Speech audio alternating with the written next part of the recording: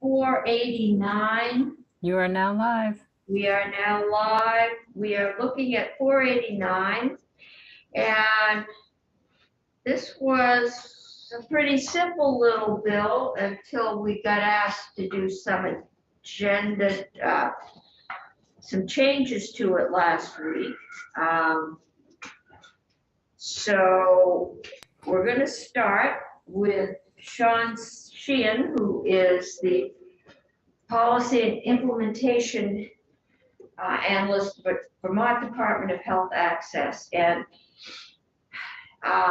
Jen is here. I think the kind of curve that got thrown us was the request that we permanently unmerge the individual and small group market. Other than that, this was a somewhat housekeeping bill. And so Sean, floor is yours. Just tell us what you think we need to know about this one. Thank you. Thank you, Chair. I apologize. You said we'll start with me and then it disappeared, but hopefully I'm back now. Sean Sheehan, Special Projects Director, Agency of Human Services. Here, I understand to talk about the proposal related to the individual and small group market, and which are currently unmerged for a 1-year pilot. And I know there was the proposal on the table to permanently unmerge them. I think from the perspective of the agency and in consultation with DEVA as well, it seems premature to permanently unmerge, given a lot of the pieces that are in play. I think waiting to hear from the feds if they're going to extend the American Rescue Plan subsidies, number one. Number two, just breaking news today that the Biden administration is proposing a fix for the family glitch, an issue that impacts people who have an offer of employer-sponsored insurance for themselves, but impacts their family members because of the way that subsidies are calculated. And that's something we've been pushing the congressional delegation to address for it's probably 8 years now, and heard rumbling since the Biden administration came in that they'd be dealing with it. So it's exciting news today on that front. We also know that the healthcare advocate and others and the Green Mountain Care Board have been looking at affordability measures. There's a lot of different proposals in play there. So in short, there's a lot of moving parts which could impact what the individual and small groups look like. However, we do know from the Vermont Household Health Insurance Survey, which just came out last week, I believe, the 2021 version, and there's a lot of information in there that's helpful for seeing the landscape. And what we do know is that the individual market, those who have been protected by the subsidies, have been protected quite well under the Affordable Care Act, even before the American Rescue Plan came into play, adjusted for inflation. Even before these expanded subsidies, were paying less on average for their insurance premium, contributing toward their premium than they were back in 2014, 2015. Whereas obviously the healthcare system as a whole and unsubsidized health insurance isn't under control. It's outpacing inflation, and so in the pressure that's put on the small group market and employer and sponsored insurance in general, and recognizing that employer sponsored insurance isn't just borne by the employer. Typically, there's a split. I mean, indirectly, it could come out of the employees' wage growth, but even directly, employees typically contribute toward some proportion of their insurance. And that's something that we've seen in the household health insurance survey from 2014 to 2018, and again from 2018 to 2021, that the proportion of uninsured Vermonters who have an offer of employer-sponsored insurance, but are uninsured or going uninsured, has grown. It grew from 2014 to 2018, and again now to 2021. So it's becoming a more significant issue in that way. And I think given that consideration, given the other pieces that are in the air, given the disruptions that would take place to the small group market if you were to go from being unmerged back to being merged and then looking where to go forward, I think one other kind of option, maybe middle of the road option to put on the table, would be to remain unmerged for 2023, set up a working group to look at what would be the permanent state and the way of dealing with affordability on both the individual and small group side, having one less disruption on that side is one piece to put forward. I think the last piece we just mentioned, I think I was asked and coming here to speak to the numbers from Blue Cross and Blue Shield in Vermont that put forth, I guess in the last testimony you heard, and looking at those, haven't dug in and can't speak to all of the detailed numbers, but I can speak at a high level. I think with the way the subsidies and protections from subsidies work, and proportions, being that there's about 40,000 people in the small group market, just over 30,000 in the individual market, between the 25,000 or so enrolled through the marketplace now, and about 5,600 that are direct enrolled with insurance companies. So I think the important ratios to consider in the questions you had about both the aggregate impact and the per capita impact, that ratio of about 1.3 people in the small group market to the number of people in the individual market is one important ratio. What that ratio basically means is that per capita, every dollar you save people on the small group market, is going to cost somebody in the individual market $1.30.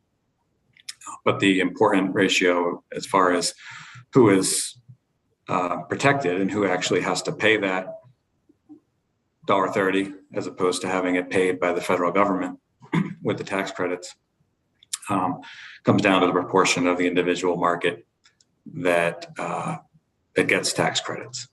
And right now for 2022, it's about just over 3/4. I think typically before the American Rescue Plan, we usually pretty consistently we're right around 2/3. Generally about 22,000 subsidized, about 11,000 unsubsidized. So the high level numbers that I saw on Blue Cross's sheet of the 17.7 million, and I guess just under 6 million or so, I think they had. It is true that if you were saving the small group market about $17.7 million, then about 1/3 of that, or just under 6 million, would be what would be paid by individuals, generally the higher income individuals, with the federal government picking up the other, just under 12 million. Happy to answer questions. Happy to talk about other details. Happy to talk about one thing I think just to point out is on the side of the,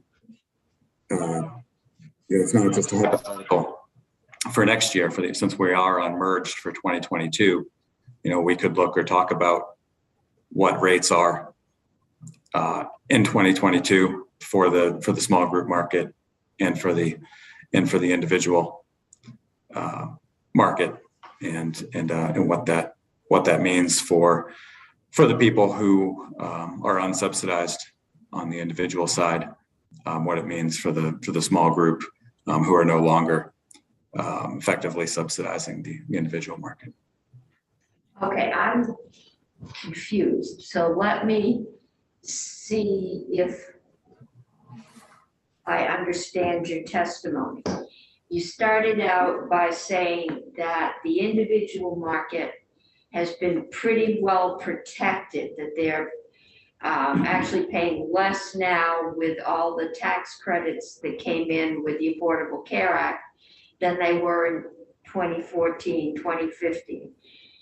So they're somewhat protected, plus they got the added benefits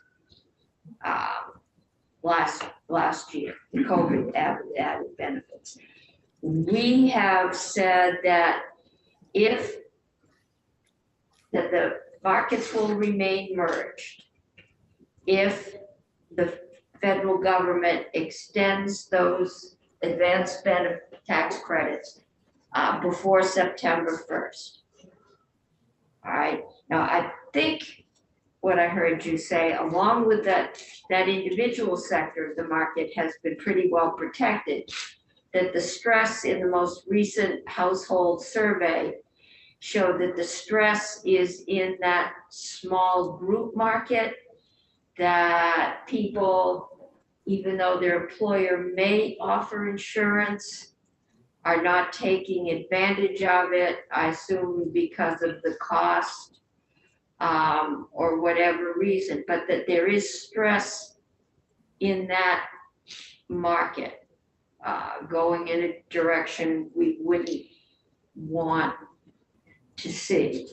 The Blue Cross numbers say that if we unmerge, I guess, and by unmerging, we saved the small group market $17.7 million, right? Is the number we have. So if we go remerge, the odds are that that market is going to pick up 17 million plus or minus. And I believe they show that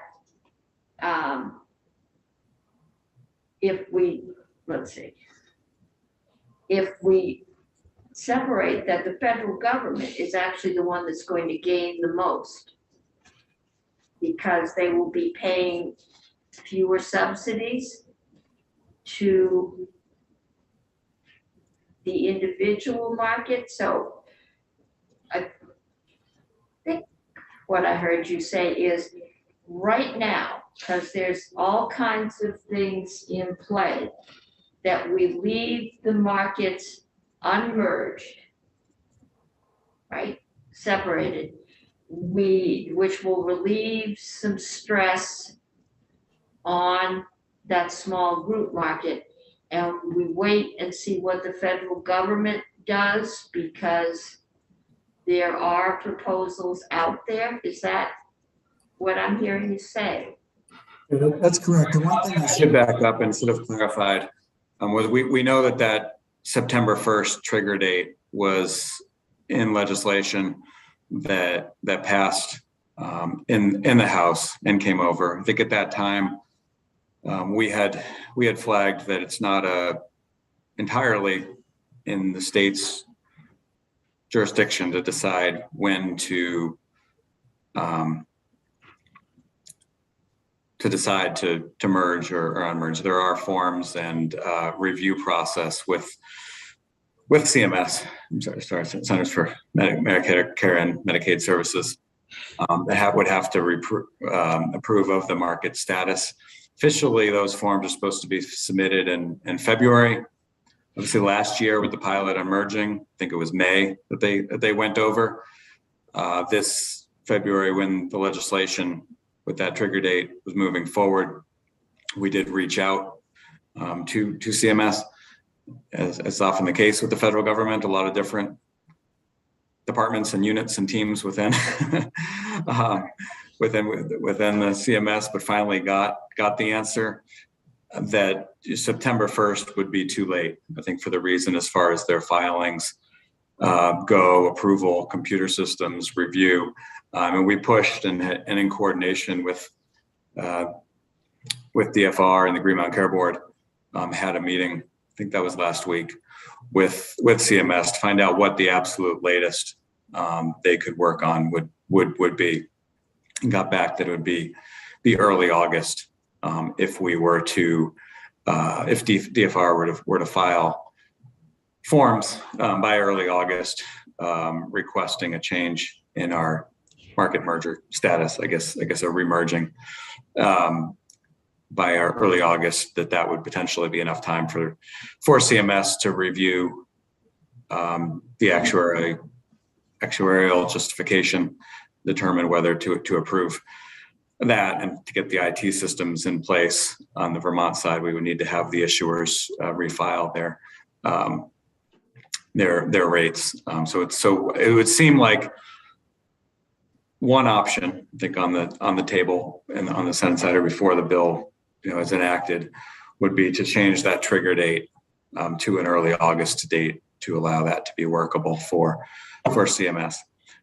If that was the case, and that's certainly one option to take, I think the question is, if the feds extend the American Rescue Plan subsidies, that's obviously the ideal situation and what we all want to happen. If it doesn't happen, then there's going to be an impact, a negative impact on somebody, right? Either it's remerged and there's a negative impact on the small group market, or you remain unmerged without the subsidies and there's the continued negative impact on those 5,600 direct enroll Vermonters who are already being negatively impacted right now, as well as potentially, it's hard to say, maybe another 5,000 or so in the marketplace who would lose their subsidy. So it's not an ideal situation. But I think between picking of those two, if the assumption is then the next step would be to look, how do we look at a healthcare system, affordability measures, to help all of these folks, and presumably that would happen, in the year ahead. So the question is, in that situation where the feds don't extend the American Rescue Plan subsidies, is the negative impact of ending the 1 year of unmerging and remerging, is that negative impact on the small business employees who would be paying that additional tens of millions of dollars, I guess, that you flagged as Blue Cross assessed at 17.7. Is that worse, or is this impact on the the 5,000 people in the health insurance marketplace who are already losing their subsidies and wouldn't be getting the benefit of reemerging the market, is the question there. And so I think that's really the question to wrestle with. And I think as you said, Madam Chair, looking at the household health insurance survey, looking at the numbers, looking at the fact that people in the individual market who hadn't come over from direct enroll over to into the marketplace as at high a level as I think we maybe hoped or projected last year, with the insurance insurers doing their continued outreach to those people and trying to find out what's involved there. I think all of those pieces feed together to a question to indicate that perhaps the impact on the small group market would be a worse impact, and certainly changing things up twice, if it's then to be evaluated again next year, that all those additional shuffling may have a worse impact, and that there could be some merit in another 1-year extension to the unmerging, but not jumping to a permanent unmerging at this stage. Okay, and right now, I think the trigger date is June 30th, and we just moved it. So to move it, we get 4 extra weeks. It's really not worth playing around with the trigger date, I don't think. I believe it was June. The trigger date was September 1st in the Well, House. that's the new one, but we moved it to September 1st. So, Madam Chair, Yes. this is Jen Carby from Ledge Council. I believe it's September 1st in all versions of the language that have been passed in various bills so far. There had been testimony that the date was too late, but not what it Yes. should be. And so I think today is the first time we're hearing, it sounds like the administration just got some clarity from CMS that it would need to be sometime in early August, but I'm not aware of a June date at this point. Well, we moved the date to September, or at the beginning of the session. Am I the only one that's remembering that? In case they extended. In budget adjustment, right? Yeah, budget. Right, but I don't think you moved it from there is no unmerged market in 2023 to there could be an unmerged market in 2023 if DEVA determines by September Okay. 1st that the feds have done something. It ran out with the fiscal year at the end of June. And we gave it that extra, and now it looks like the most we get is 4 weeks. Because we did do something in the budget adjustment. So, Sean, what is the income level at which subsidies go away? Under the American Rescue Plan or the Affordable Care Act? Under the Both. If right now there's a raised level and it would fall back to the Affordable Care Act level. So what are those two levels?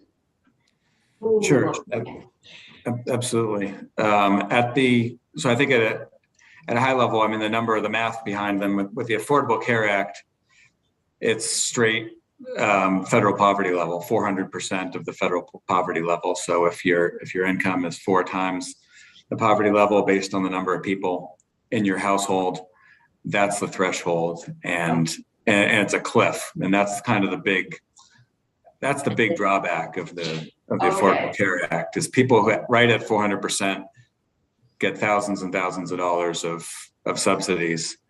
If you're just over that, you get nothing. And so I haven't looked at the federal poverty levels are based off of the previous years. So the 2022 levels are based off the 2021 federal poverty level. There hadn't been much change for a few years because inflation wasn't a factor, but we all know inflation is a factor now. So it'll be a jump up for 2023.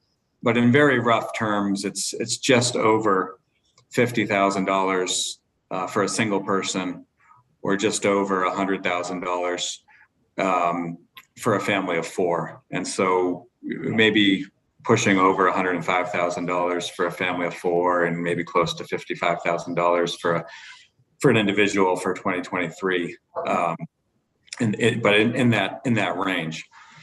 As for the American Rescue Plan, they replaced the cliff with a phase out. And so what that means is they pegged the benchmark plan to 8.5% of a household's income.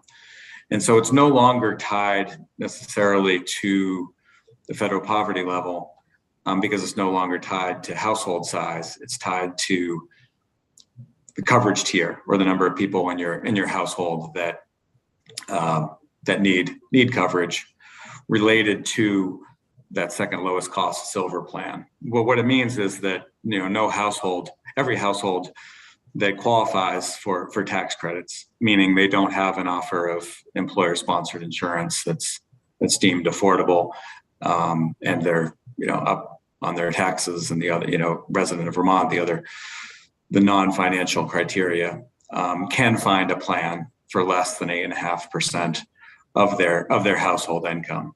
What it translates to in terms of effective eligibility levels is that for 2022, and then somebody in a single plan, which might be a couple if they have one member on Medicare and the other needing to buy insurance, or it might be a one-person household, can have a household income up to nearly $106,000. Now at $105,000, you might just be getting $1 or $2 of tax credits per month, but you'd be getting something. And so that's where that phase out goes at $106,000. For a family of I was going to say a family of 4, but actually, again, family size doesn't matter. It could be a family of 3, or anybody that's in a family tiered qualified health plan. Their income could be nearly $300,000. It could be $297,000, and you would be getting some tax credits. So those income levels are obviously much higher with the American Rescue Plan. As far as the people taking proportion of people, it's shifted. I think the market, as I said, under the Affordable Care Act was about 2/3 of the individual market we're getting subsidies, and it's just over 3/4 now with the American Rescue Plan. Okay, send this direction, you can send that on. So, thank you. So presently,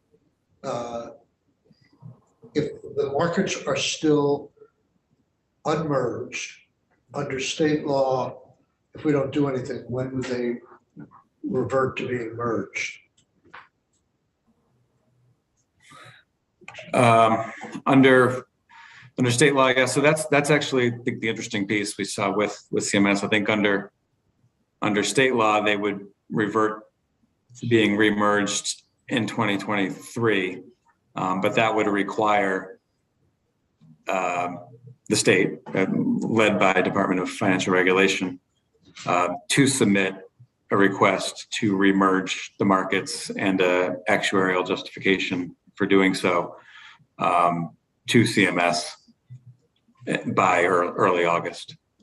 Do they have discretion as to whether to do that or not? Does DFR have discretion, or does the state? No, does DFR? You said it would require DFR to file with CMS and get an actuarial study, but didn't we pass a law that envisioned that happening? Correct. I think under current law, DFR will file that paperwork and that information, and that's what the questions we were really originally trying to have with CMS were, because we didn't want to find ourselves in a bind where legislation would require a decision point to be made after it was too late to do so with CMS, hence the problematic September 1st date.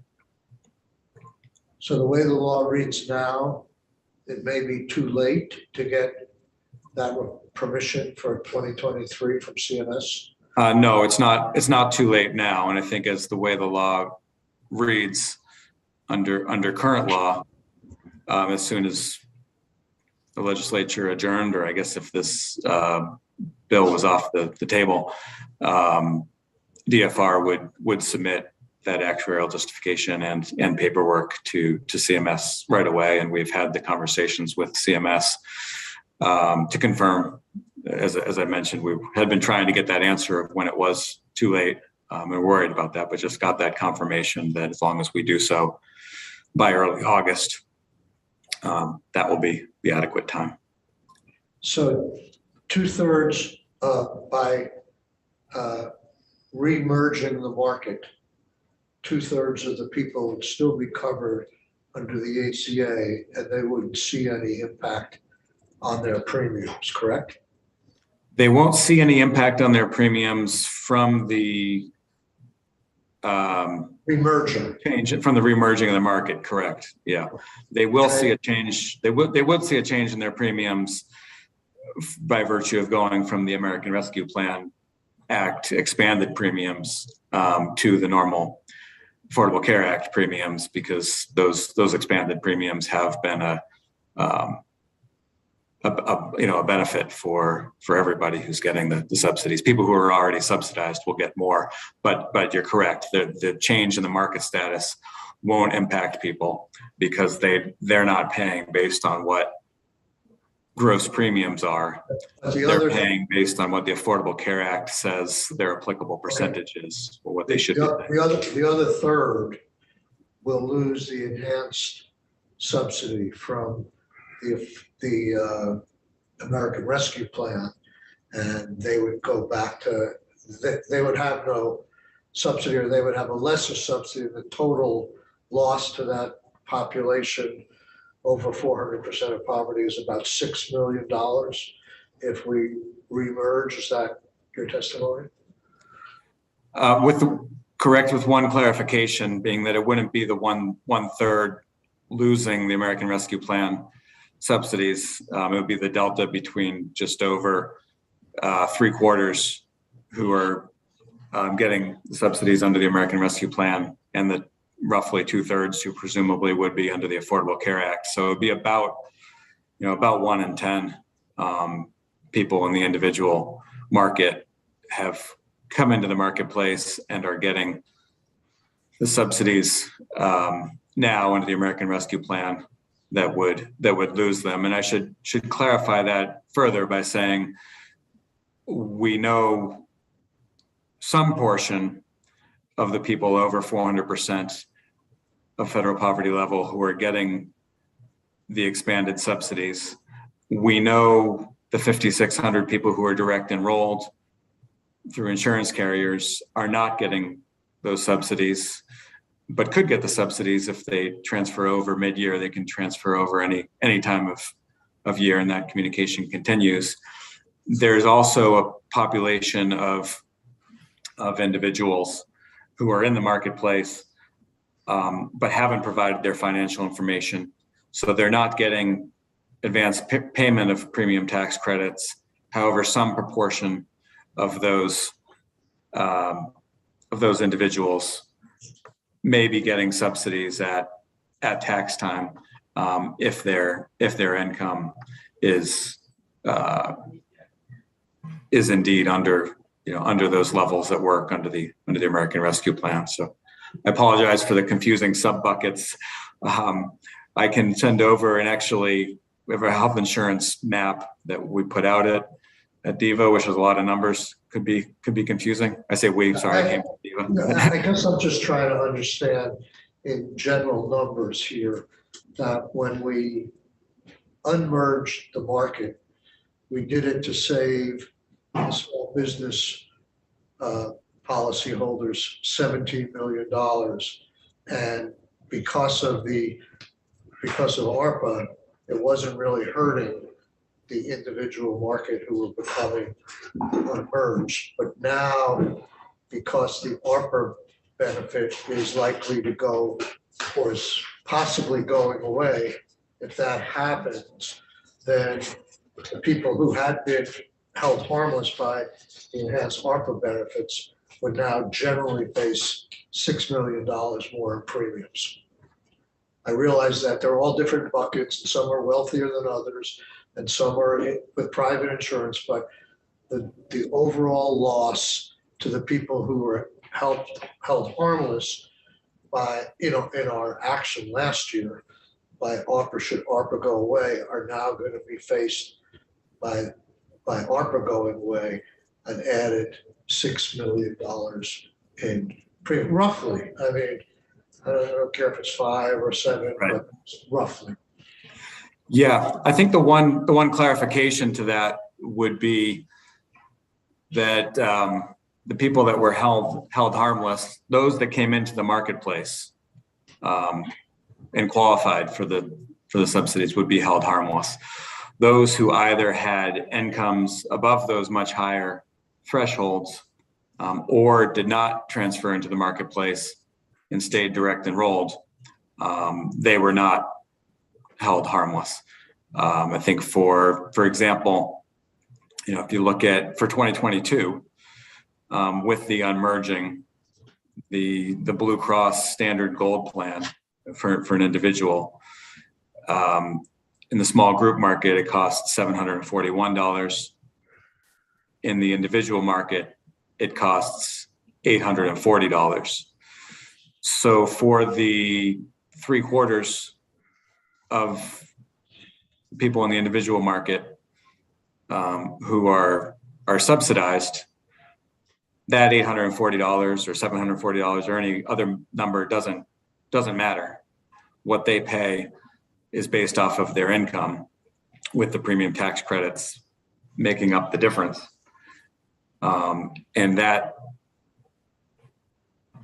process is the same under both the Affordable Care Act and the American Rescue Plan, just with the difference being what percentage they pay. They pay more under the Affordable Care Act, but in both cases, what that gross premium is doesn't matter. The other third or a quarter, I guess, for 2022, it's the quarter under the American Rescue Plan. We do have, it would be about a quarter of the individual market if they were in that standard gold plan, would be paying that $840. Now, if you look at if the market was merged in 2022, presumably, and I defer again, this is talking in broad terms, just like you were. Blue Cross can correct me, but if it was merged, it looked like that merged premium would be about $785. Again, maybe $780, maybe $790. So and somebody in the small group market, they're saving $45 or so by paying $741.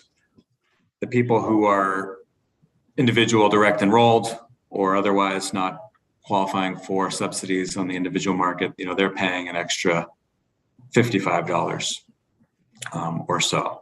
So that is the impact. That's how it feeds into the 6 million. I think where you talk about the 6 million,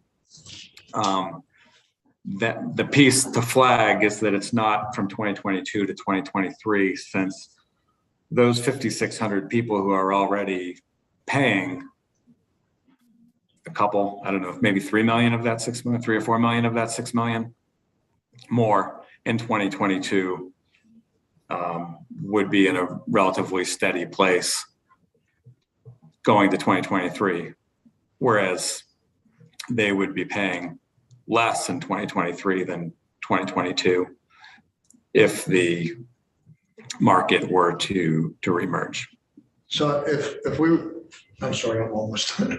If we were to find $6 million to hold the individuals who are getting hurt by this remerger, we could save the other part of the market, the small business, $17 million in premiums. Is that correct?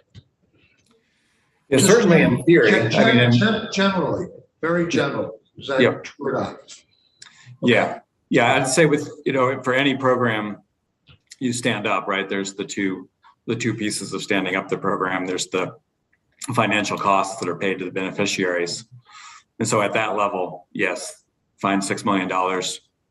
That would allow that 18 million to come in. And I think in theory, that's a great solution for maximizing the federal drawdown and federal dollars. The other piece of any program is, right, what's the implementation plan and path and cost. So standing up a new program of getting $6 million to the people you want to get it to, what's involved in that implementation and what's the cost of that is another question. Okay, Thank you. Sean, just for clarification, then I'm going to send to Hardy. Direct enrolled, they buy an insurance plan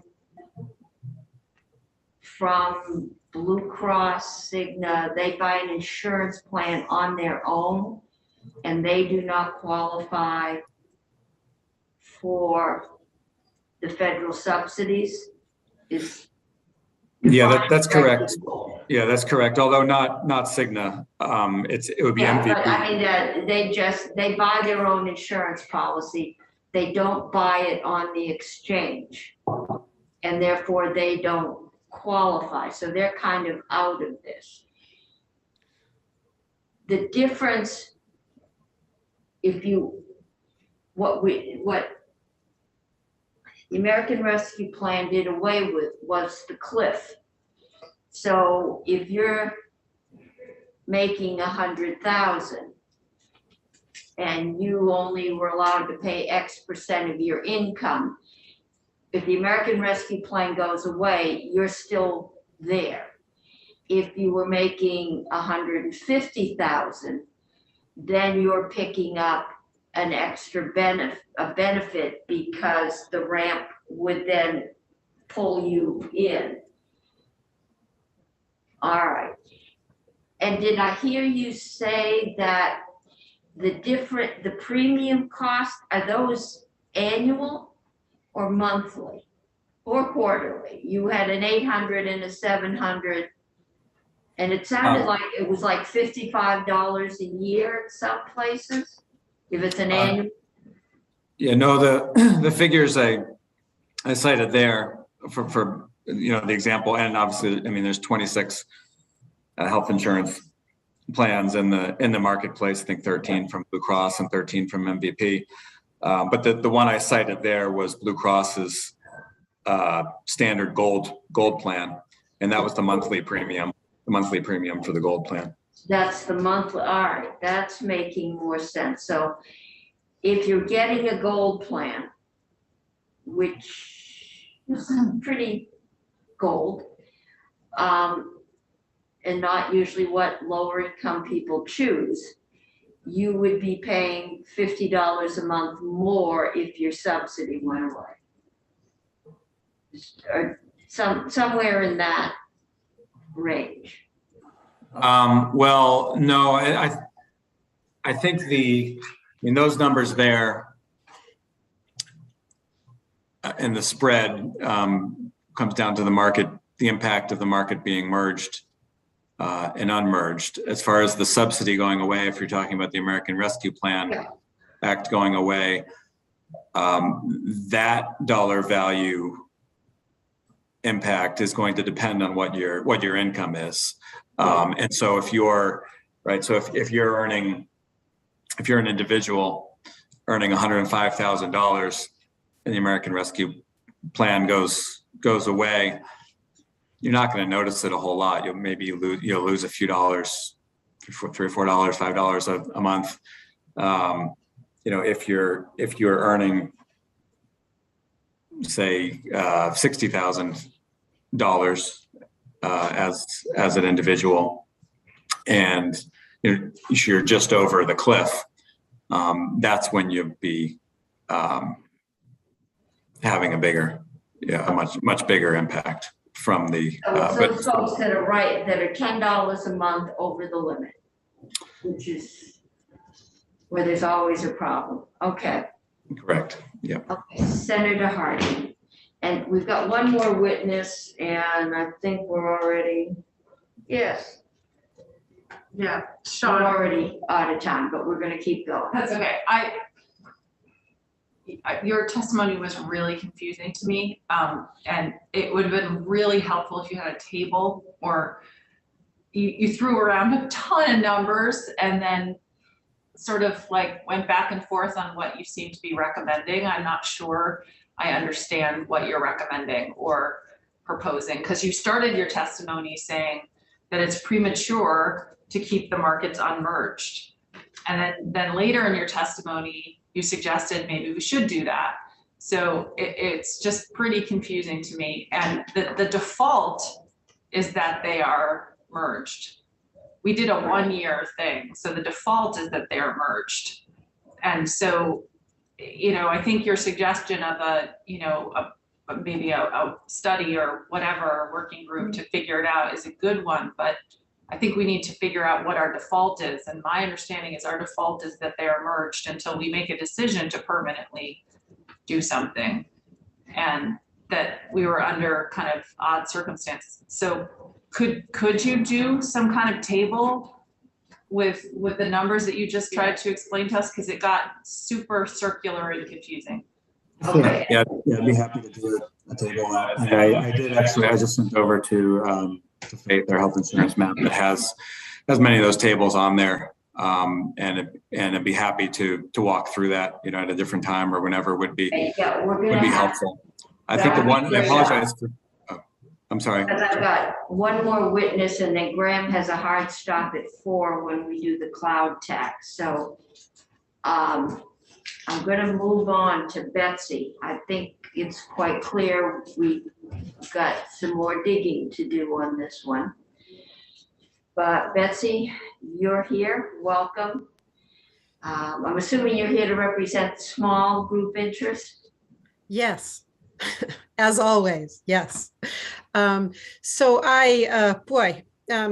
Sean just gave us a lot of new information, and I think, the testimony that I was planning to give, I'm going to modify a little bit on the fly here, but it seems to me that just to sort of try to unpack this a little bit and make this less confusing, you're all right. The natural default is that these things will be remerged. And if you do nothing, DFR has the time to get that done. I think Blue Cross Blue Shield came in with new information. And I think, I attended your testimony on this proposal last week, I guess it was last week, and I heard a lot of discussion about the deal that was made last year. And I think there was a deal. And I think I just want to be very clear, we're very appreciative of that. I think there was, businesses are suffering just along with individuals, but new information came to light. And with that new information, Blue Cross Blue Shield came in and said, here's the new information.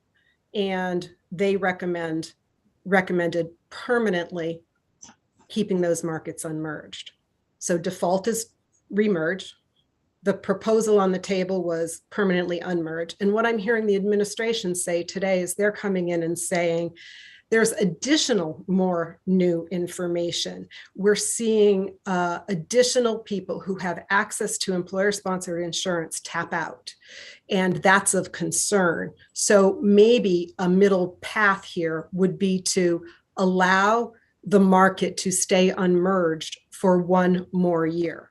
So the three choices, or small, medium, and large, I guess, are the default, or extend this one more year so the working group can think through it more fully and look at who's being harmed in what way, or the permanent thing. And I think, just hearing this, it's probably not surprising to anybody on this team that I would support the direction of keeping the markets unmerged. It's something that I've been advocating for since the beginning of the ACA. It's in 2014, the beginning of the formation of the exchange. So that really shouldn't come as a surprise that that is something that the Vermont Chamber is interested in doing. And I'd like to just spend a little bit of time talking about what that 17.7 million did to help businesses. It's pretty incredible. That was a huge amount of relief last year. And you folks, we've given you a lot of credit for recognizing that. And we knew when we talked about that last year that, if the advanced premium tax credits didn't come through, that we would see this market remerge. We knew that last year. And what we didn't know was that there would be all of this new information that was bringing out additional details. And so when we look at the possibility of extending this for one more year, the choice is, can we look at that, and is there a way to save businesses and frankly their employees in that $17 million again for another year? And at the expense of how does that get extended for the individual market. My understanding is there was just a conversation between Senator Sirotkin and Sean Sheehan about the amount of that. And I heard the amount $6 million by Senator Sirotkin. And I heard a very long explanation by Sean that I'm not going to pretend I followed the whole thing, but him saying that it might be more like 3 million. However, Blue Cross Blue Shield brought in numbers that said it was 1.9 million. I do not know the right number, but I think for you folks to make a decision, it would be helpful to know how big the bread box is.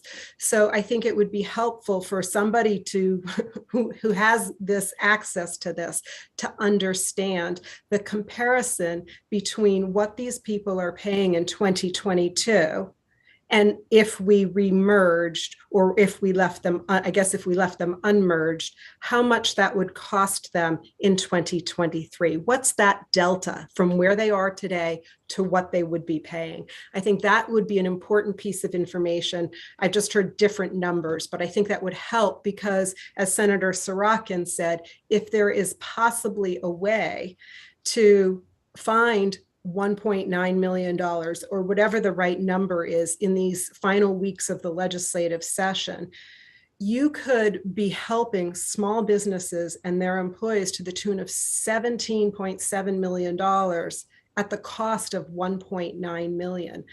I think why we always talk about this, and it gets very confusing with merging and unmerging and these two markets and all of that. I think we have prioritized as a state the individual market and said these people need protecting from healthcare, rising healthcare premiums. And that's the choice that has been made for every year, with the exception of last year. And the people who are paying that are not only the small businesses, but also their employees, because in many instances that is a shared premium. And so the question is there a way that we can have a situation where we can help both of these markets? So that is what I would suggest that we do and we look at. And certainly if you do this extension for one more year, keeping the markets unmerged, the working group that Sean Sheehan suggested, I think is a good idea to get at. How do we get at this more long term? And we would certainly be willing to be a part of that. I'm going to stop there. I had a lot of other comments, but I think considering some of Sean's testimony in your time, I think those are the relevant pieces. I guess I would like to leave you with one last thought, and that is that we're 2 years into the pandemic, and I know there's a lot of questions about whether businesses are still feeling those impacts and whether they still have need. And I can tell you without a shadow of a doubt that they do. Mostly the small businesses, mostly those front customer-facing businesses, those businesses that have face-to-face customers rather than those in office-type settings. Those businesses are still struggling with reduced hours, reduced workforce. Now, this year, we're seeing 7% plus inflation. We're seeing continued supply chain disruptions. Those businesses are continuing to struggle, and that just continues through the pandemic. It's not over for them. Okay, thank you. Senator Pearson's got one question, then I have Michael Barber. Madam Chair, my question is not for Betsy. She's been consistent that she wants to have it unmerged. There's no new information.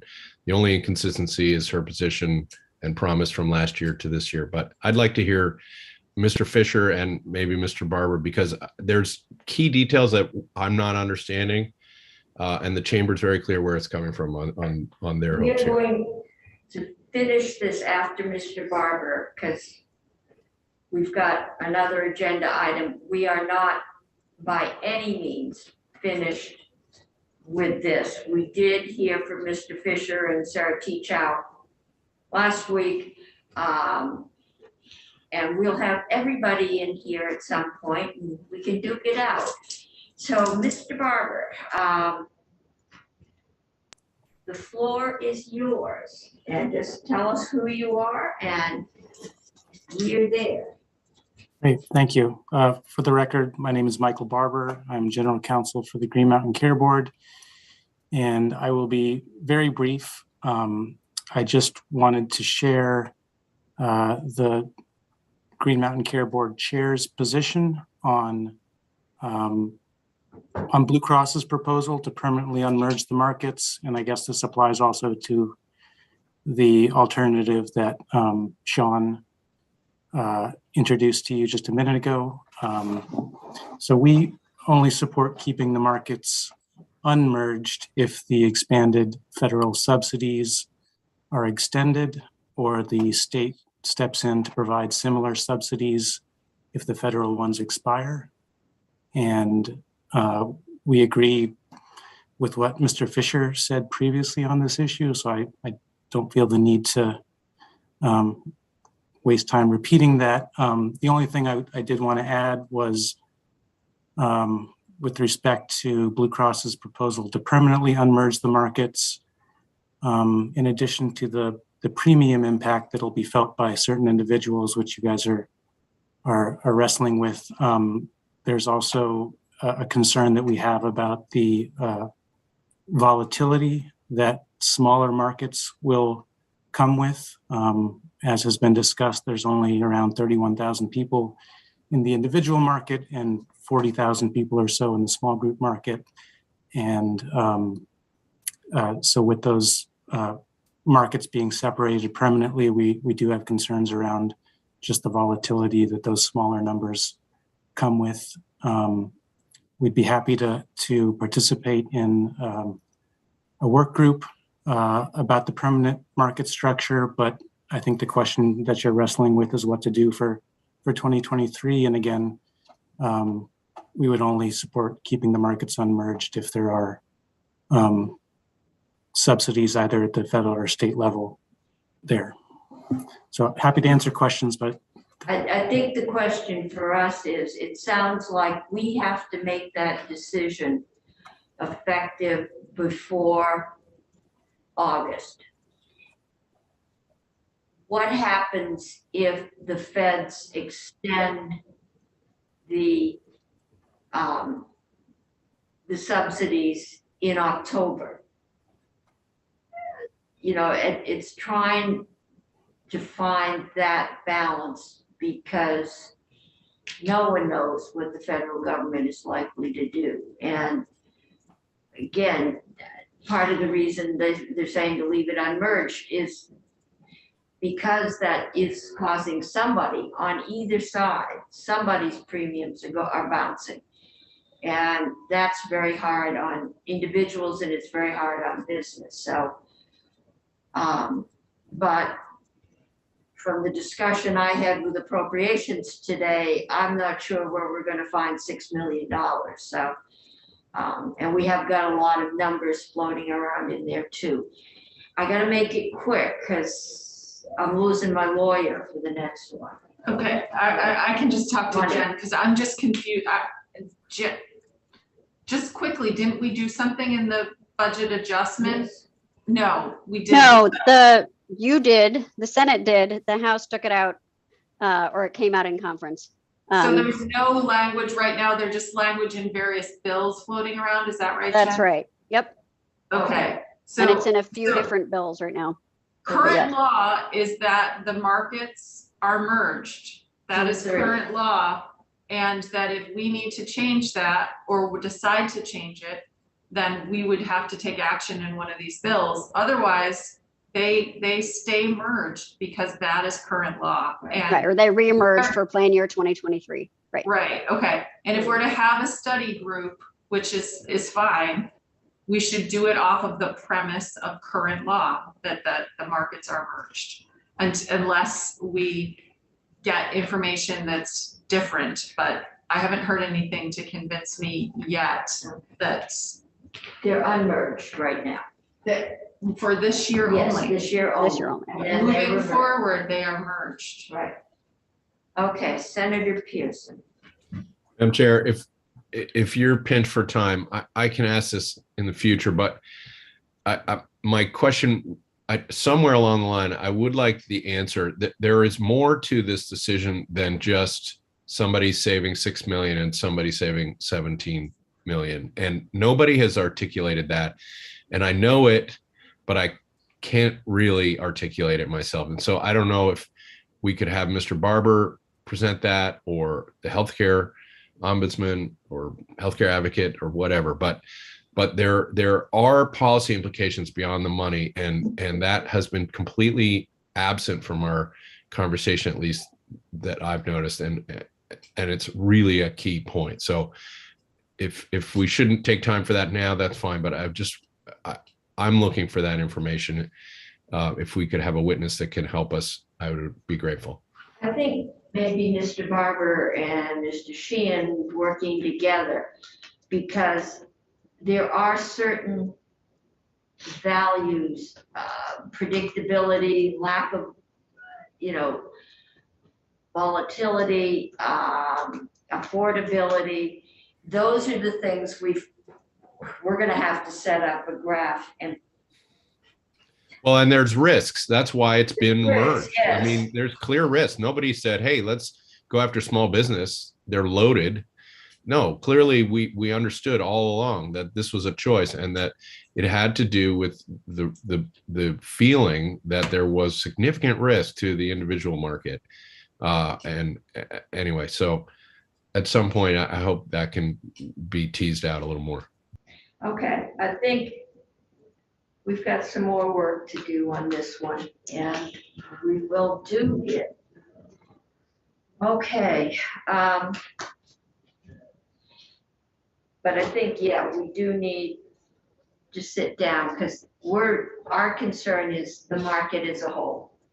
And what we've been using the merge to kind of support the individual market, but is the individual market being so well supported by federal subsidies that maybe they don't need to be merged? I think is the base question.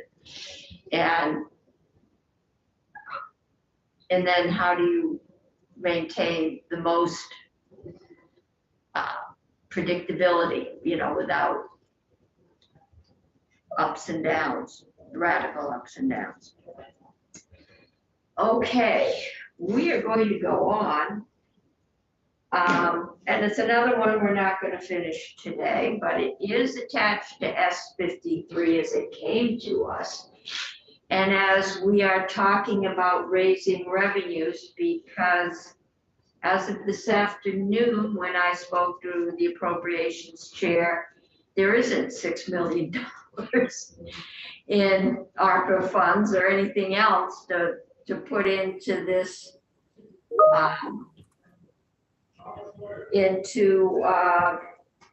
another program, and this one is not on the list of programs that people have proposed to subsidize the health insurance market. So the cloud tax has been being proposed to us for at least a year.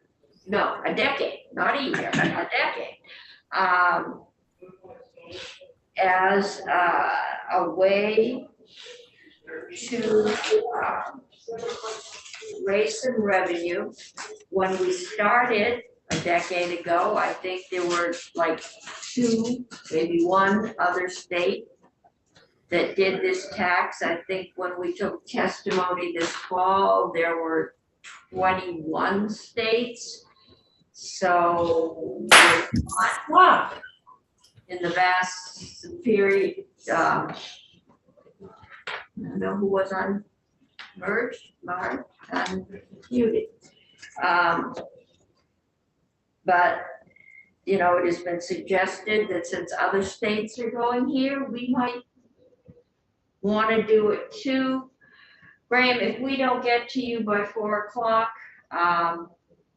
we'll get to you another time, but I'd have you go first, but I don't think giving the revenue forecast before we're reminded what it's for would be really helpful.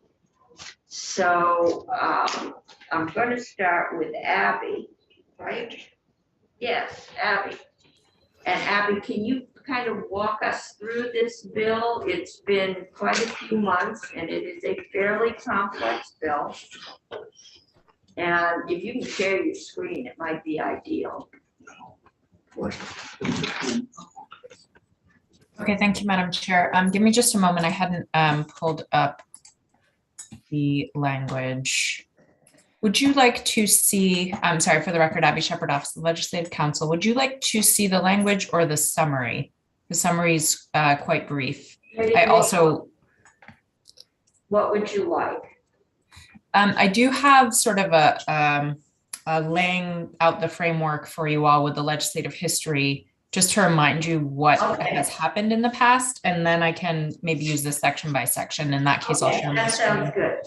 And I will try and go as quickly and succinctly as possible because it's easy to get lost in the weeds with this issue. So the basic tax type that we're looking at, it is called, often referred to as the cloud tax, but this is referring to the Vermont sales and use tax. So the 6% tax on retail sales of tangible personal property. And the general rule is that the tax applies unless an exemption exists. Tangible personal property in statute explicitly includes pre-written computer software, which is computer software including pre-written upgrades, which is not designed and developed by the author to the specifications of a purchaser. So that means it's the canned software, sort of off-the-shelf type of software that you could buy, so just TurboTax. It's not customized software. There is an exemption that has been in place since 2015. It is not in statute, it is in session law, and that exemption applies to pre-written computer software that is accessed remotely. This has been sort of a perennial issue. It has come up several times in the last more than a decade at this point. Initially in 2010, the Department of Taxes issued a technical bulletin that interpreted the law as imposing sales tax on pre-written computer software. This is prior to the exemption being put into session law. Within 2 years, in 2012, the legislature imposed a moratorium on sales tax imposed on pre-written computer software accessed remotely. So that's accessed online. And then the department issued guidance that they did not ultimately enact into regulation or rules, outlining different taxation and exemption treatment for remotely accessed software. And ultimately, the legislature enacted the session law exemption in 2015. In 2019, again, this issue has been proposed, brought up in different legislation introduced primarily on the House side, but also occasionally in the Senate over the last few years. In 2019, the legislature required the Department of Taxes to do outreach and education for the technology sector on different industry responsibilities, both under current law and if there were a potential repeal of the exemption.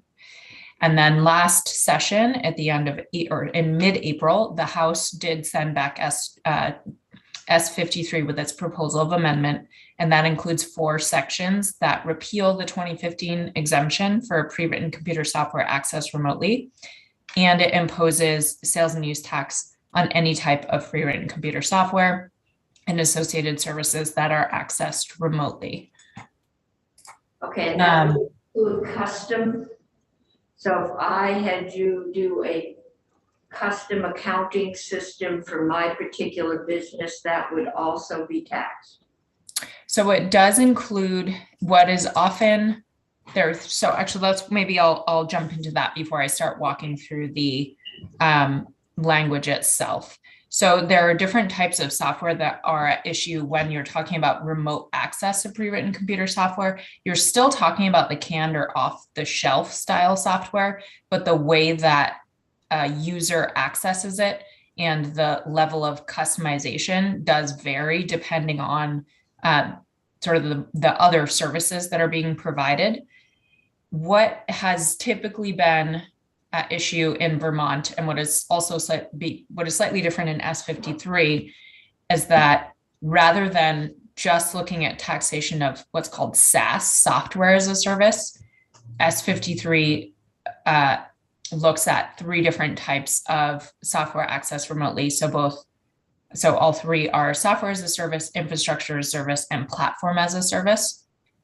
So SaaS is when a service provider is hosting software applications over the internet for a customer. It is also known as a cloud application service, such as Dropbox or Salesforce or TurboTax. And that is what most states that do tax this, there are about 22 plus several cities tax this. They generally are very clear about whether or not they tax or exempt SaaS. It's less clear because a lot of this is done through administrative rulings and guidance.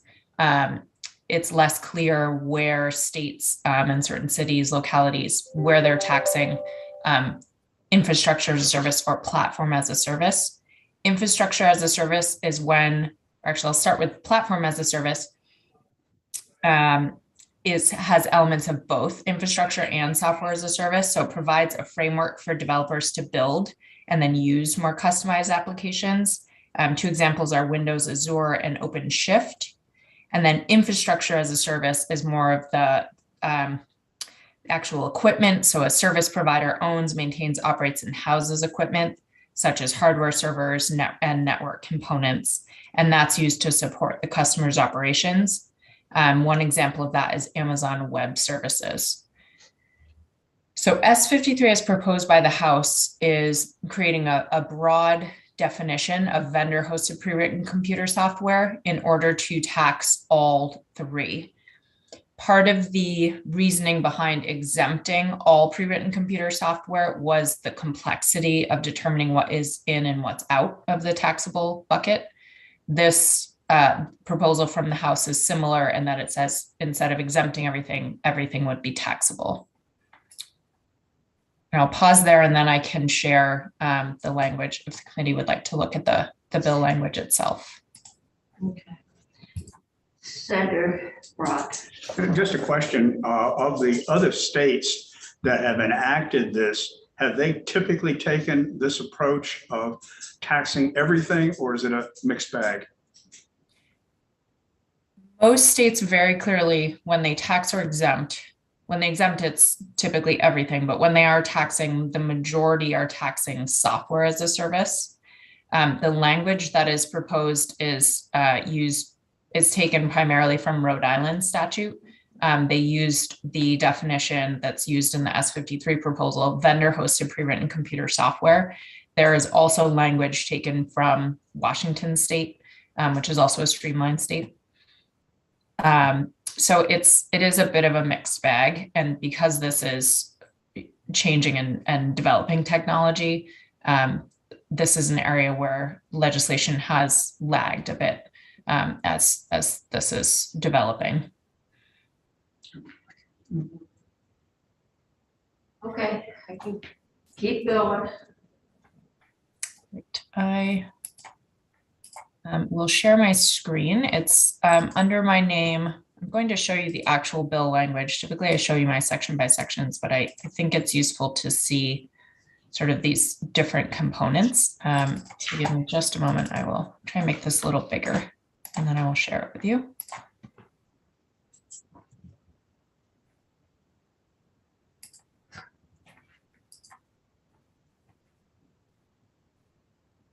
Okay, so this starts with section 9 of the House proposal of amendment.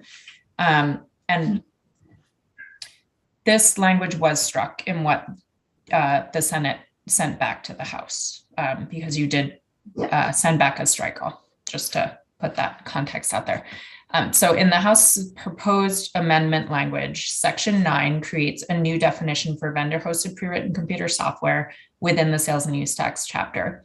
So that means computer software that is accessed to the internet or a vendor hosted server or platform, including where possession of the software is maintained by the vendor or a third party. It goes on to create some conditions. It says that applies regardless of the method of delivery or transfer, including whether any downloading occurs, whether the access is permanent or temporary, and whether the charge for the right of access and for the service is on a per use, per user, per license subscription, or some other basis.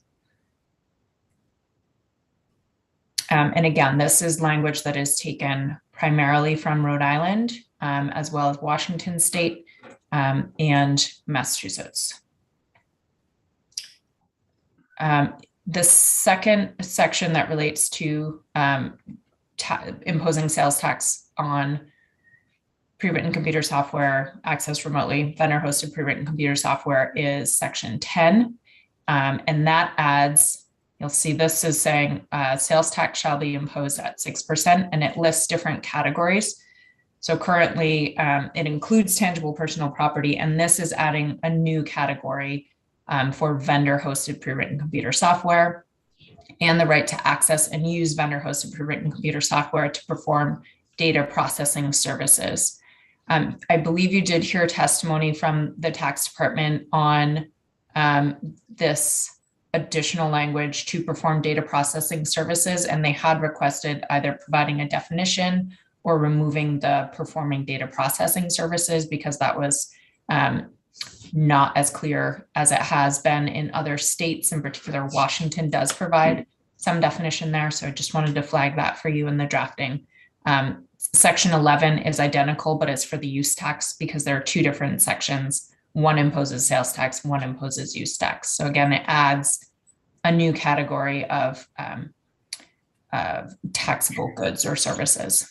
And then section 12 repeals the existing session law exemption for pre-written computer software accessed remotely. And I will scroll down. I hope I won't make anyone sick. This did make the changes to sales tax effective on June 1st of 2022. That at the time this was passed, that would have given a year for industry to become aware of this and to implement any changes. And it was done on June 1st instead of July 1st in order to capture an entire fiscal year of revenue from the change. Not sure if there are any questions or if you would like me to go into more detail. I know I just talked to you for about 5.5 minutes nonstop. Committee, see if we can squeeze Graham in for 5 minutes. Graham, can you do this in 5 to 10 minutes? I think so. I can just skip over some of the slides because I think Abby touched upon some of the things that I was going to be talking about. We'll do it another day before we're finished with this. Okay, got it. So I'll share my screen real quick. Here, and then can everyone see that? That's great.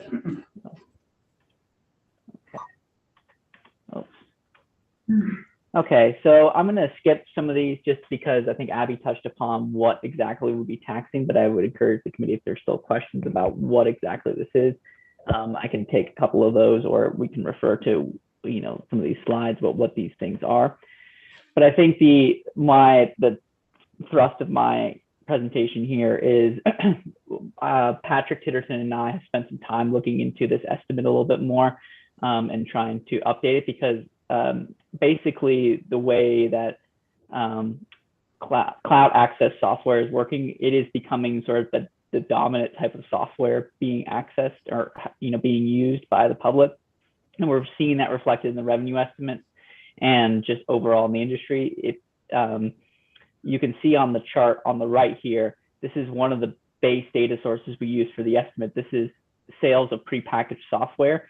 And you can see back in 2012, when this was sort of first being brought up, the US sold about $150 billion versus prepackaged software. And as of 2020, it's approaching 400 billion. So we're almost at an exponential level type of growth within this type of software. Some other important statistics we use in the estimates that give you a sense of how quickly this is growing. The surveys of various companies found that 83% of all company workload will be stored and accessed on the cloud. So now I think we're shifting in terms of this overall world of software to one that is almost primarily based in the cloud. Whereas back in 2012, 2015, people were still buying disks or they were buying downloads and product keys. Whereas it looks like we're increasingly shifting to a world that is primarily dominated by cloud-based software access. Okay, so, I have a question. Yeah. Sandra. I think my question's been answered. As I look at your chart, it just looked like there's a typo on the industry growth at the bottom. It's 242 billion in 2019, I assume, not million. Oh, yes, sorry, yes. All this is in billions of dollars. I just looked at the chart and it answers the question. Thank you. Okay. Yeah, so more or less like this industry is growing a lot. And so I feel like every time I come before this committee and other committees with updated estimates, the numbers are significantly larger. And that's because this is a rapidly growing industry and one that is, I think, sort of eating up the sort of traditional software market that we think about. For instance, when I was doing the estimate, I looked on staples.com to see whether you could even buy boxes of software anymore. And I was pleased to see that you can, but the vast majority of the things that you can buy on Staples are either product keys for download or literally just access keys to go to their cloud-based software. So it's as if Staples is acting as like go-between for selling cloud-based software. So quickly, I want to touch upon, because these are sort of questions that we've received on cloud a lot. What happens if you're buying something like customized, where someone or a company is creating software for you? It is our understanding that that's customized software. It's not canned, as it's called, and that's not taxable even under this definition in the bill or what's being proposed. The same would go for maintenance services. If someone is a software company and they're offering sort of maintenance services on software that they've sold you, that's considered a service and would generally not be taxable under this. What if somebody sells you some pre-written software or you purchase it and part of it includes a maintenance package and part of the price? Then generally the firm would be responsible for itemizing the software portion of the package, or if they decide to just keep it bundled, then the entire purchase price is subject to 6% tax. We've received questions about business to business. So if a software business is accessing software via the cloud to create more software as part of their business, or it's some sort of part of their business expense. So for instance, Microsoft Office or Adobe Photoshop, their purchase would be subject to tax under this proposal. But I would note also that their purchase and the tax paid would generally be able to be written off as a business expense. So it's not the entire amount, but some part of it is, they don't bear the full cost of the tax because they can write it off as a business expense. And then we've also received questions about what happens in other states. So if a Vermont company that makes pre-written software sells to a customer in a state where this type of software is taxable, then under most state sales tax laws, they would be responsible for collecting and remitting the sales tax to those state entities. So this back in 2012, this was much more sort of an unknown world because not very many states taxed this. And we were living in sort of a pre-Wayfair world where, could states collect sales taxes on a remote sale? We no longer live in that world as of 2018. So if a Vermont company is selling to someone out of state and that person just happens to live in a state where they tax this type of software, then the Vermont company should be collecting and remitting sales tax on that. And to wrap things up, so we have updated the estimate this year, and we estimate that a full year of implementation. So if this were made effective for fiscal year 23, as of the end of July 1st, we estimate that we'd collect $16.8 million in sales tax revenue. That would all go to the education fund. To give you a sense of how quickly this grows and how this changes, this was an $11 million estimate in May 2021. When I presented at the S53 fiscal note. And back in 2012, the estimate was around $5 million. And so a very interesting piece of data that we added to the estimate is that the city of Chicago has a tax that is very, very similar to this proposal in front of you. And they collect the sort of Vermont equivalent of roughly $20 million. So scaled by population and a roughly equivalent tax rate. So, but to give you a sense of where, based upon the projections of the industry, it's very plausible this revenue source could exceed $20 million within 2-3 years for the education fund. So with that, I'll wrap up and take any questions. I think I have about 5 more minutes. Yeah, you've got about 5 more minutes. I think that's pretty clear. I'm not seeing questions, so make a run for it before we ask. Thank you, Graham, for being so clear. Thank you all. Have a good one. This one's a little clearer than the last one. All right, next we have Megan Sullivan. New hat. You've been here before with this new hat though, right? I don't think I have been in this committee with my new hat. To me, but I've spoken to, I think I've probably spoken with most of you, but wonderful to be here. For the record, my name is Megan Sullivan. I am the Vice President of Government Affairs for the Vermont Chamber of Commerce. Thank you so much for the invitation to come, Madam Chair and committee members. I think my testimony today will largely concur with the testimony and the committee discussion that took place related to this proposal in November of last year. For context, the Vermont Chamber of Commerce is the state's largest statewide business organization with about 1,200 members throughout the state, encompassing virtually every industry. This proposal under discussion that was passed by the House to remove a tax exemption on software as a service and expand sales tax to include taxes on platform as a service and infrastructure of a service will impact virtually all of them adversely, from agriculture to hospitality, financial services, environmental services, manufacturing, transportation, and especially our technology sector. Under normal economic conditions, this proposal would negatively impact these businesses. Today, however, Vermont's business community is struggling with a constrained labor force, 7% inflation, and endless supply chain problems. Additionally, many are still trying to recover from the economic impacts of COVID-19. This additional tax, if imposed by the legislature in a time when state revenue is up, would cause significant challenge and frustration in the business community. It threatens the growth of Vermont's tech sector, which is an industry we all cite as an example of preferred growth due to the associated high wages and low environmental footprint. In addition to be a substantial user of cloud services and software, we have Vermont-based businesses selling these services for purposes that include bookkeeping, marketing, financial monitoring, environmental monitoring, and auto insurance and more. Costs can add up quickly and oftentimes are over 6 figures for software and cloud services. When you add an additional 6% tax plus the time and costs associated with compliance and subsequent audits, it's one more disincentive for these employers to scale up in Vermont.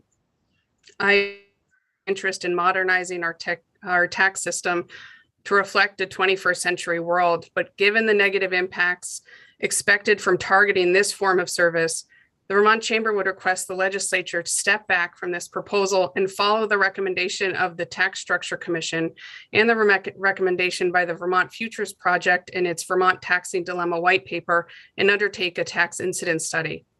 I'm sure Kevin Chu from the Vermont Futures Project would come to your committee to speak about the benefits that could come from a tax incident study in order to ensure Vermont's tax policy is competitive, transparent, and accountable for all demographic cohorts. Happy to answer questions.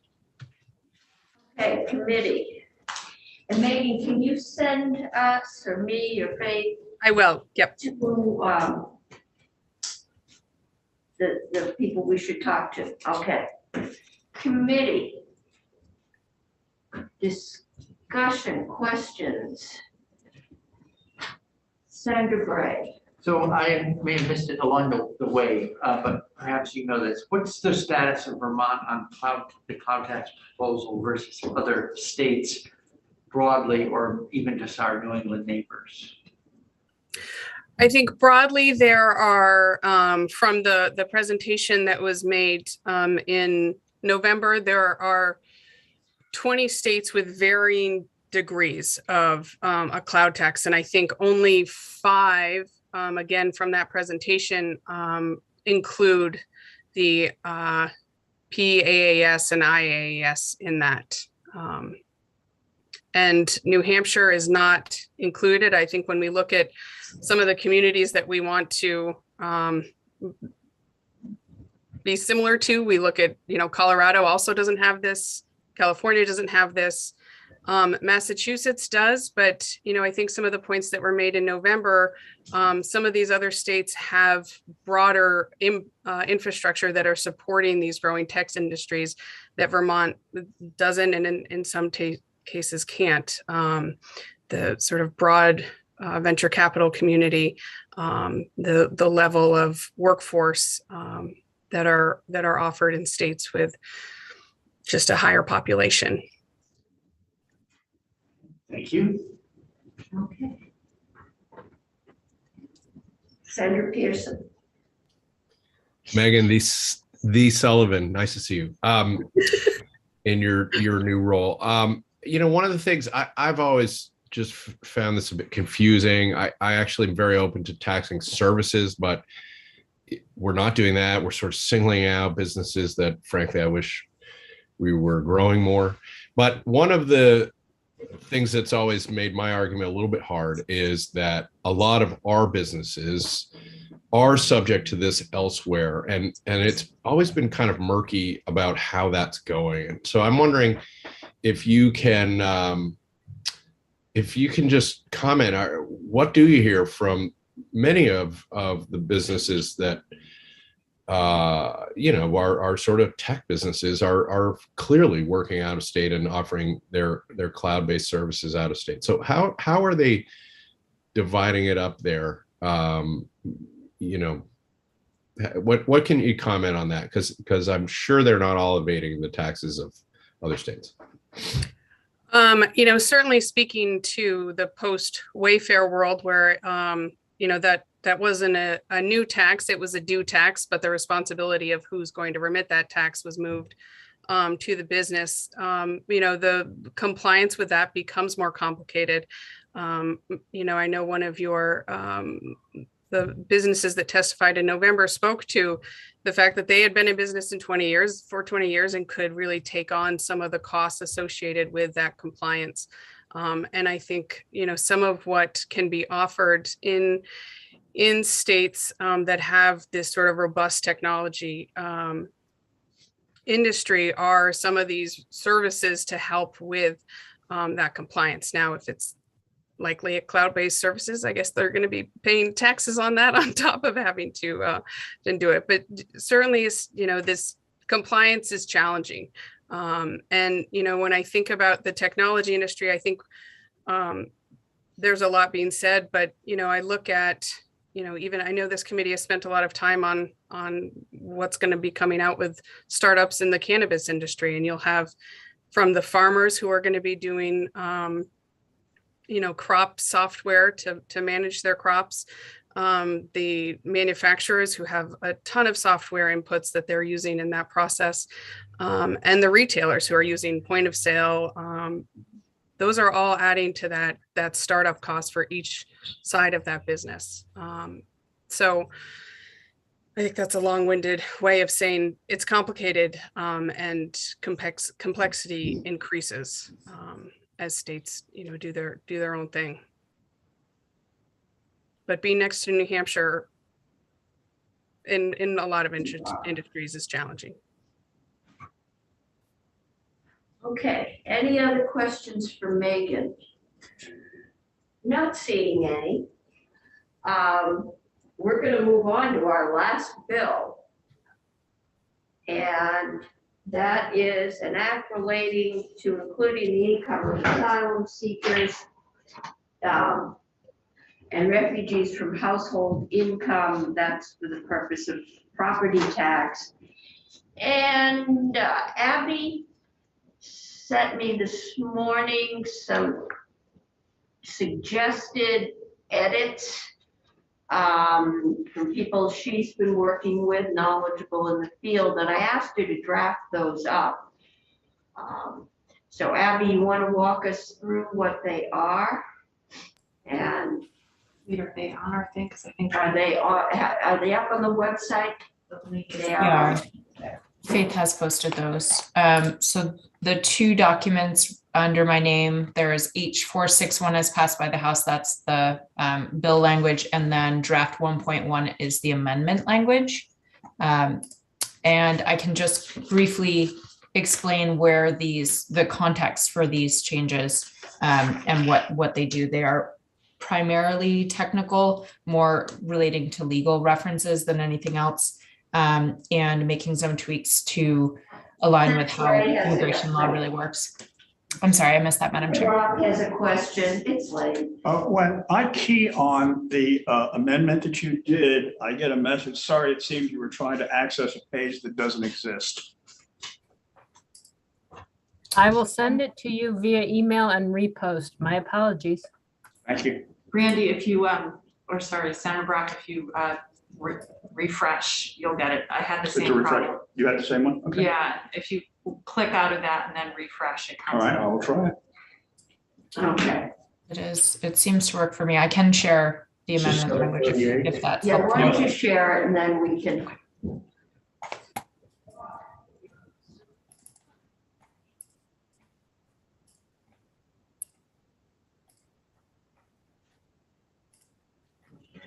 No, it's 461. H 461, that's right. Okay. So the underlying languages that came over from the House does create an exclusion from the definition of household for certain members. So it excludes individuals who are entering the US on humanitarian parole, individuals who are seeking or have been granted asylum, so both asylum seekers and asylees, and individuals who qualify as refugees. And then it has a proviso that says a person is no longer eligible for the exclusion once they become eligible or required to apply under the laws of the United States for lawful permanent residency. And the language that I'm sharing with you makes a few small changes, all highlighted in yellow. The first is to the statutory reference for humanitarian parole status in the bill that came over from the House.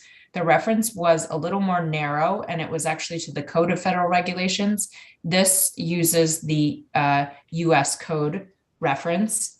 It does broaden the scope, but it captures more types of humanitarian parolees. And this was recommended in my work with another legislative counsel, Becky Wasserman, who has more experience with immigration law. And we did consult with the legal clinic at the Vermont Law School.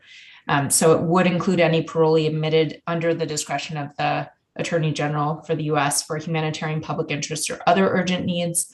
And it includes any refugee also paroled in. So again, humanitarian parolees. It would include, in this broader scope, imperiled recent arrivals with no immediate pathway to permanency.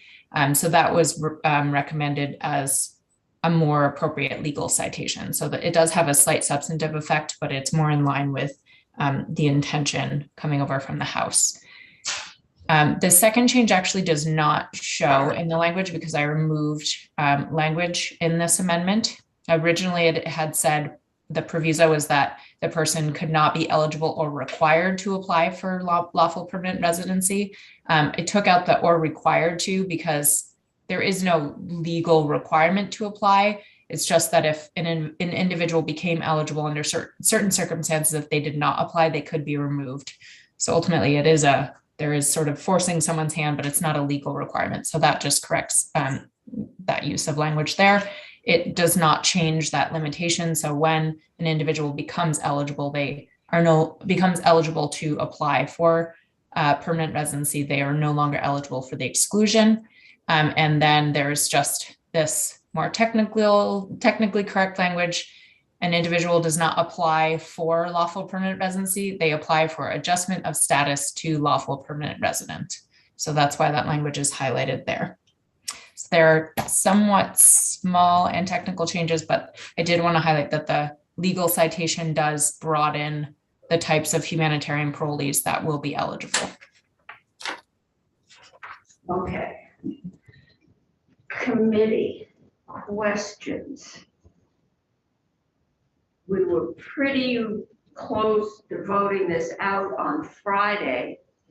We let it hang over the weekend.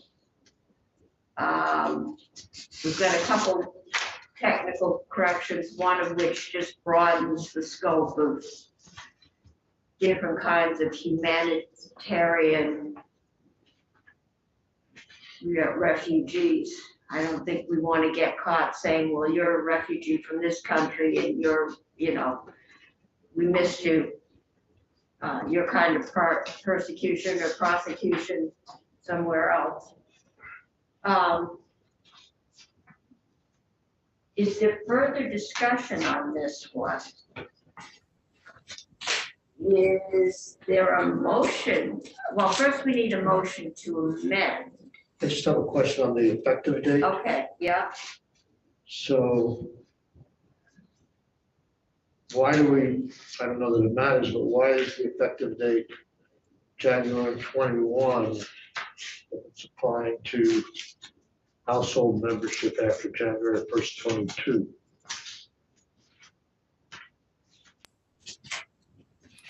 So that is so that it applies for the purposes of income, because income is looked at in the prior year when an individual is applying for the property tax credit. So it's for this current year's filings of the property tax credit.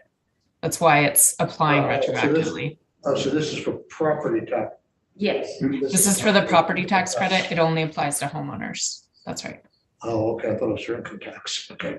Yeah, no, it's No, not I'm just sorry. income tax, it's much broader in household, who's included in the household for purposes of property taxes. Local education. Local, yes. Local education taxes and municipal tax. All right. Further discussion. Could I? No, that's why I'm looking for a motion to amend. I will move to amend H 461 as passed by the House with the amendment draft 1.1 dated today. Pardon me, 4/5/22. All right. Further discussion. This is Abby's proposed technical changes. All right. All those in favor say aye. Aye. Opposed say no. I'm hearing that is 7-0. Now I need a motion. Yeah, 7-0. Now I need a motion. I'm looking at the empty chair. Sorry. I will move H 461 as passed by the House as amended by the Senate Finance Committee. Further discussion? If not, all those in favor say aye. Aye. Opposed say no. I see that as 7-0-0. And who would like to report this one? How quickly will that be up, Madam Chair? Is it, Well, if we take it up today, it'll be on notice tomorrow. yeah, It might give you a time crunch. well, I just don't need to report a bill if I'm remote. I don't want to stress the Yeah, staff out.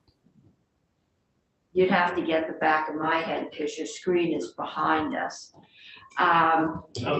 You'll do it, okay. Senator McDonald will report that. And committee, thank you. This was a heavy afternoon.